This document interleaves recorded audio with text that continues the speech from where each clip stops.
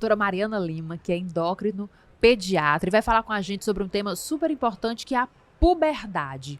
O que seria a puberdade precoce e quais são os sinais aí que os pais devem estar atentos nesse momento aí da criança, passando aí para a fase da adolescência? Bem, pois é, a puberdade, né, são esses sinais justamente dessa transformação no corpo das crianças, e no comportamento, enfim. E quando é que a gente considera precoce?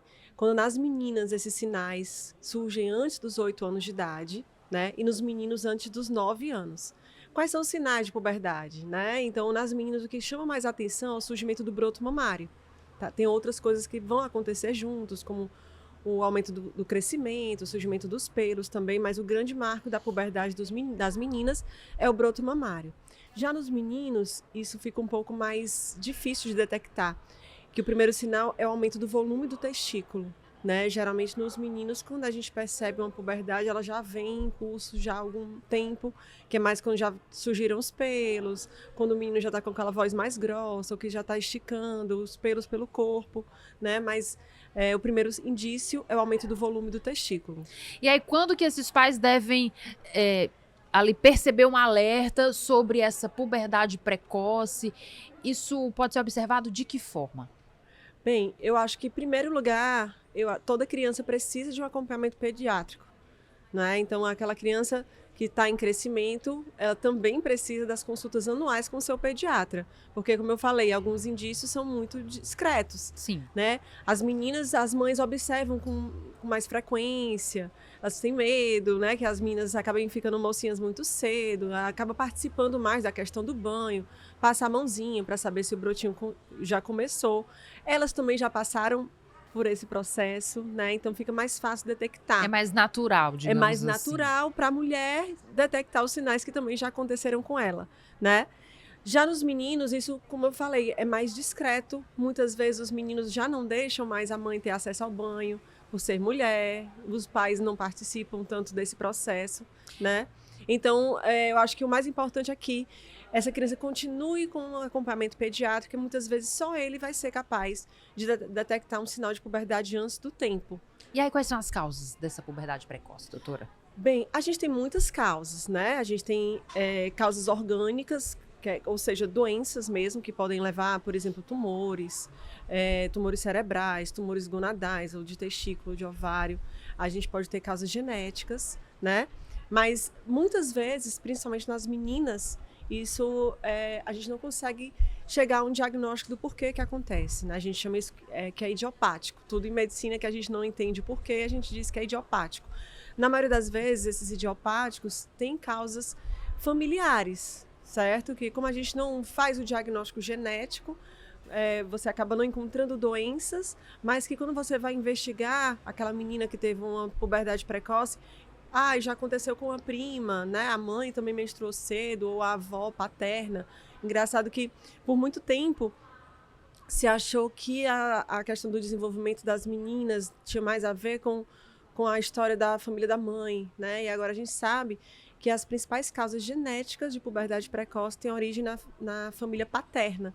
Então, antes a gente investigava muito a família materna, mas sempre chama atenção também a avó paterna, as tias paternas, as primas de origem paterna, porque as doenças genéticas geralmente têm uma transmissão mais paterna. Apesar desse homem ser só um carreador do gene, ele não desenvolve puberdade precoce, né? Mas ele passa esse gene para uma filha que pode ter essa puberdade precoce. E aí, quais são as consequências dessa puberdade precoce e o meio em que essa criança vive? Pode interferir nisso? Bem, o meio pode sim interferir. A gente sabe que até mais do que a gente pensa, né? Ou pensava há um certo tempo atrás.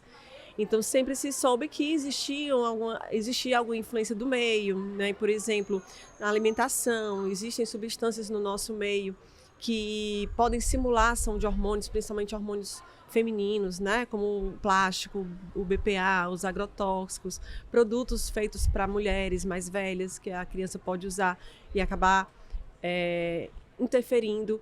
Também o ganho de peso, as meninos que têm um peso mais, vamos dizer assim, os obesos, sobrepeso, eles têm mais facilidade de desenvolver uma puberdade precoce do que as crianças que têm um peso normal.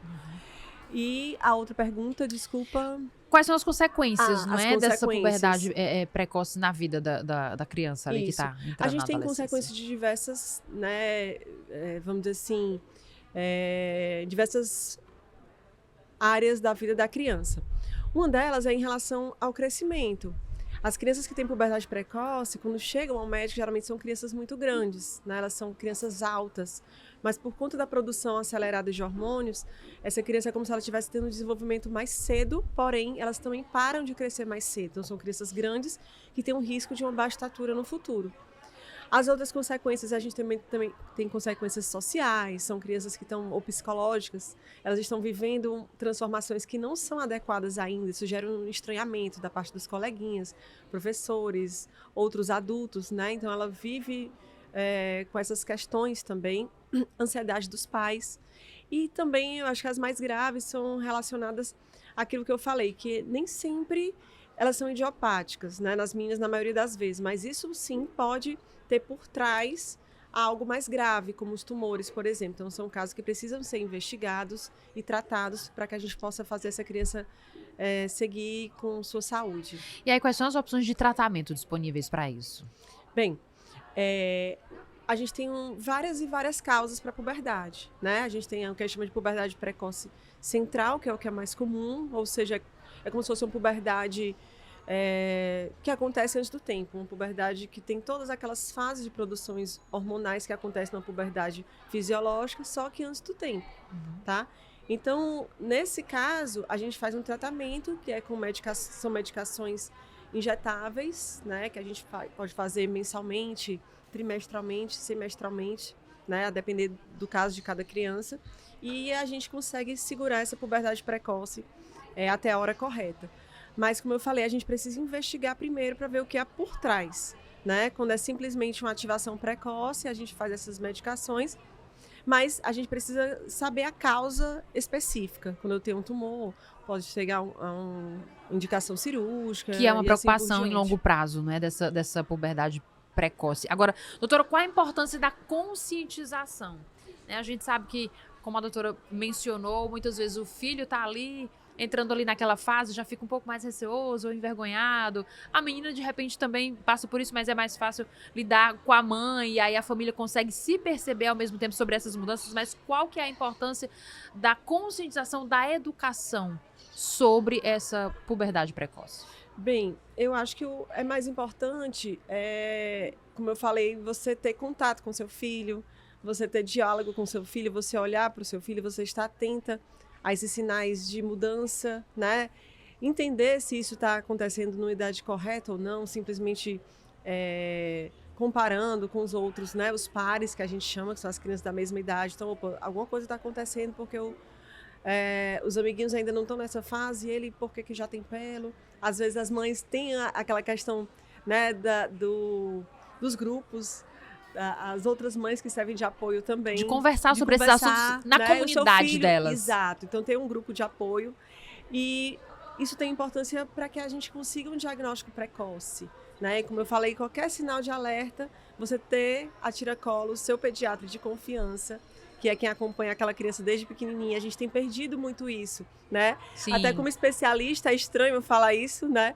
Mas o que eu tenho visto muito é a pessoa, assim, você faz o acompanhamento pediátrico até uma certa idade, criança quando depois completa 2, 3 anos, aí você começa a levar só nos especialistas.